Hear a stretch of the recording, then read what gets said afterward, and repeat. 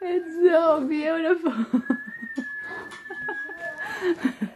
You are not going to believe this, but we got 110 pounds from 2 deer. Let me explain.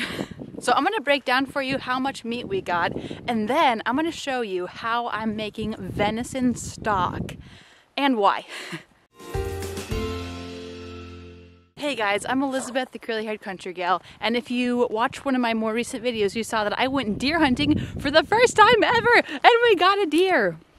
Now, of course, in these times where food is just astronomically expensive and people are realizing the value of free-range animals and organically raised animals, hunting makes so much sense. And I'm so thankful that Jared and myself both got a deer this year.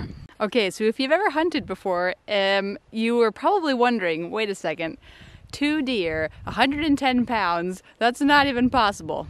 Well, I'm not just counting the meat in that number, I'm also counting the bones, because the bones bring something that is so valuable to me, and that is the potential for stock.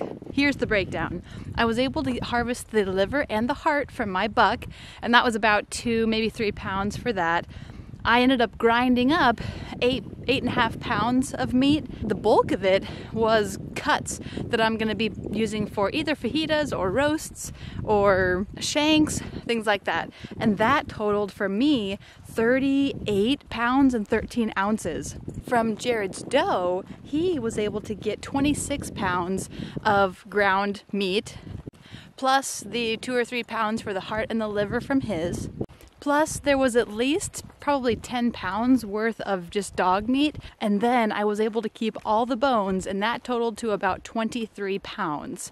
Now, I made my first batch of venison stock earlier, well, yesterday and today, or 2 days ago and yesterday, and I'm going to show you how I made that. But with one batch of 4 pounds of bones, I can get a little over half a gallon of stock, and you can reuse the bones multiple times to make stock, and so I'm hoping to use them at least 3 times each. So with 23 pounds of bones, I'm hoping to get about 9 gallons of stock out of it. And I'm so excited about that because I try to follow the Weston A. Price guidelines for eating. And even if you don't follow the Weston A. Price guidelines, a lot of people are realizing how beneficial stock or broth is. So beneficial, so full of vitamins and minerals. Thankfully, I'm not the first one who's tried to make venison stock, and I found a recipe by somebody named Hank, I think. It's in the description below, and the stock turned out great, so I'm just going to quickly show you how I made it. So I put the supplies down in the description below as well, but I used a cookie sheet and of course a cutting board, knife, liquid measuring cup, etc. Now here I already have the herbs measured out that Hank recommends in the recipe. In addition, we've got 3 carrots. He recommends 2 large, but I didn't have very big ones, so I just did 3 kind of medium ones, 2 stalks of celery, and 1 onion. So here they are, ready to be chopped up, and voila! There they are, chopped up. Now with the bones, when you're making beef stock, or beef broth, or venison stock, or venison broth, it's recommended to go ahead and glaze them with olive oil and put salt on them like Hank suggested in his recipe, and then go ahead and brown them in the oven at about 400 degrees. So I went ahead and did that.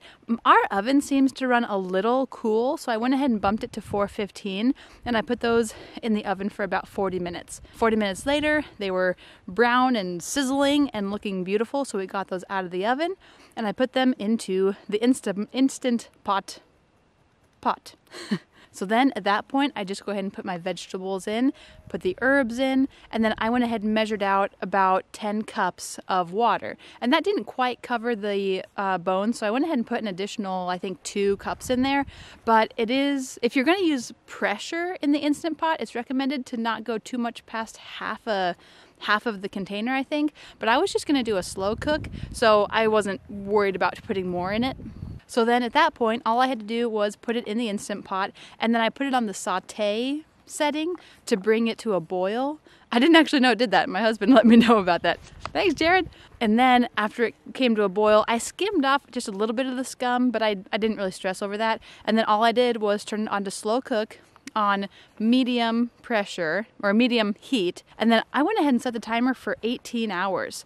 You can go anywhere between 12 and 24. There's some confusion on stock versus broth, but according to Sally Fallon, meat stock is cooked with more meat for a shorter amount of time, and broth is cooked for a much longer amount of time. It pulls more of the minerals and vitamins out of the bones, but stock is more digestible, especially if you have, I think, histamine sensitivities. Don't quote me on that. Anyway, I was making broth here.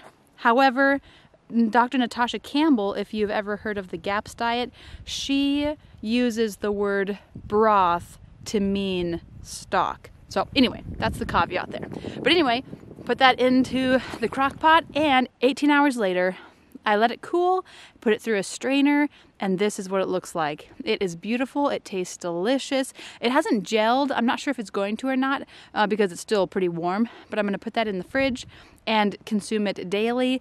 If you look back on December, I walked through the whole month of December on just how I try to eat, and then specifically how I try to lose weight if I need to. And I talk about the importance of stock, so you can check out that video. That's from day 5. I'm so thankful for the deer that we have in our freezer, the stock that I'm going to be able to make with the bones, the liver and the heart that we were able to use, and I'm even going to use the legs to do something, making some sort of trotter stock or something.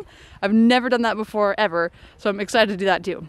Hey, I'd appreciate it if you like this video or subscribe if you want to follow me for more information on growing your own food sustainably. Thanks.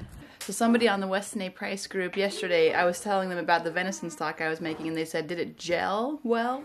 And so if you make stock, you know that's kind of the goal that you're shooting for, is to get a nice gelled result, because that means there's a lot of collagen and probably a lot of other things.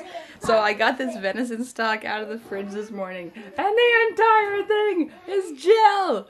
It's just this jiggly, gelatinous, wonderful thing. And so I gave some to the kids this morning for breakfast. We're going to try to do that more often, and let's see what they think. Child number 1. Oh, thumbs up. Child number 2. 2 thumbs up! What? Child number 3. Oh, it's sideways thumb. It's okay. Sideways thumb. Child number 4. 2 thumbs up. Jared's going to demonstrate how gelatinous it is. It's so beautiful. But thanks for coming along with me, and we'll see you next time. Bye.